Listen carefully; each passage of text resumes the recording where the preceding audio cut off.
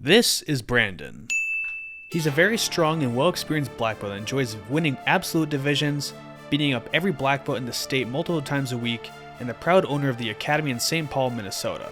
And because I'm a masochist, I decided to record one of our rounds today for everybody to see. The first thing to know when you're going up against this Goliath is he has incredible grip strength. And Jiu-Jitsu 101 is to not let them grab you. As much as I'd love to do a pressure passing game like my other videos, it just isn't feasible against Brandon because the second he locks any grip on me, I'm toast. My current battle right now is I'm trying to keep him off my legs, and he's elevating my right leg looking for single leg X, so I'm posting against his ankle to keep it off my hip line. Now the thing with me is even though I'm with the dangerous grappler is I still want to experiment, so I'm trying to pass my butt over his knee to see if that's even possible to escape his single leg X. I'm also stuffing my arm underneath his leg trying to create some space, but the second he starts elevating my foot off the mat, I know I'm in danger. I'm trying to kick my knee free while turning at the same time, but his bite is extremely tight. And heel hooks are definitely one of his specialties, so I'm trying to escape, but honestly, I'm cooked. I can't rotate anymore and I tap. Alright, second time's the charm, or at least I'd like to think, but he uses the same outside scoop grip so he can pull me into his guard. Then from here he's going to elevate me and sweep me over with the same ashigarami lock that we saw earlier. Now I'm on the defense trying to keep this animal off of me. My one saving grace is that I do have reverse De La Hiva, and it's an excellent way to keep his weight off of me and stay safe at the same time. The battle you can't quite see is I'm trying to get a scoop underneath his ankle so I can elevate him some more. I managed to accomplish my goal so I can start to bring in my second leg. Brandon attempts to pummel over the top so he can pass my guard in the process, but this gives me an opportunity to attack his left leg. However, I don't want to get in a shootout with this guy for the feet, so I decide just to take the sweep instead and come back on top. One of the more boring parts of jiu-jitsu that usually gets cut out is all the grip fighting. But Brandon reminds me a lot of rolling with my old teacher who would always dominate if he could get one grip over me. So it's just a necessary evil that you're going to have to watch some grip fighting. One change I'd love to make to my jiu-jitsu game is because I can't always pressure pass depending on who I'm rolling with, is I need to develop better outside passing. I absolutely love to watch Dorian's extremely faster and relentless anti-jiu-jitsu passing, and hopefully I can get there one day. But for now you're going to have to watch the blue belt version of Dorian try and do some outside passing while I narrowly avoid death from Brandon.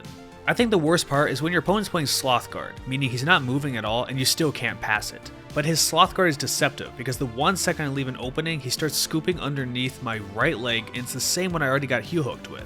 The battle going on that's important on the other side is I'm trying to keep my knee pinned to the mat and he's trying to extend his legs against my neck so he can elevate my foot. But thank God, I'm not scared of the squat rack, so I have some density to these legs, so pulling it up is not going to be his easiest task, and I'm able to narrowly pull it back and we're back to the open guard.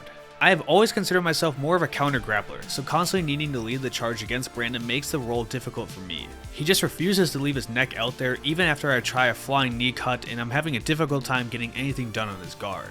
For the last few minutes I've been able to survive, fend off a few attacks, and even got a sweep, but my time's coming to an end. I try and change it up. I go for a back step, but he's framing against me with his right leg, so I think, well heck, let's get this foot out of here and trying for a toe hold. How stupid of me. Then I return towards neutral, but guess what? I left my arm behind. He scoops an overhook over me, and I specifically remember telling everybody how dangerous his grips are. From this point on, I'm struggling. I can't free my shoulder and he starts hopping over my back. Then notice he starts locking up a triangle. Yes, just what I needed. Another threat to deal with, and he's going to start rotating at the same time. My arm honestly is already cooked, but he's being nice to me so I roll through. I spend these next few seconds pondering my life choices while Brandon shows mercy, then I finally tap.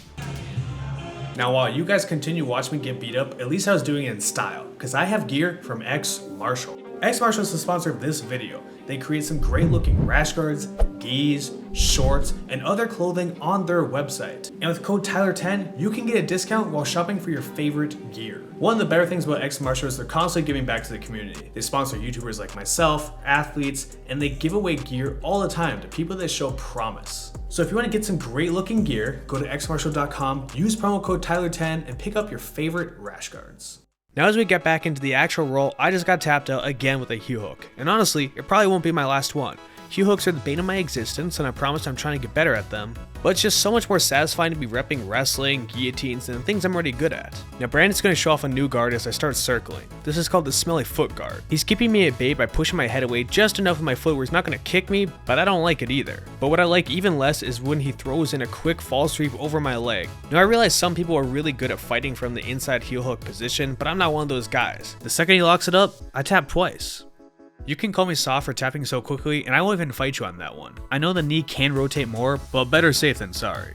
I think the secret of passing Brandon's guard is I'm going to be quick with the knee cuts and then transition into other passes. He was able to sloth guard his way into re-guarding against me to stop my first attack, but what if I tried jumping over the other way? Or maybe I'll just try shucking the feet by, and unfortunately that lands me in another leg entanglement. Thankfully my knee is pretty far out on this one. I'm feeling safe. From here I just need to stop him from establishing any bite. My left foot goes to the hip so I can create a little bit of distance while I wiggle my knee free.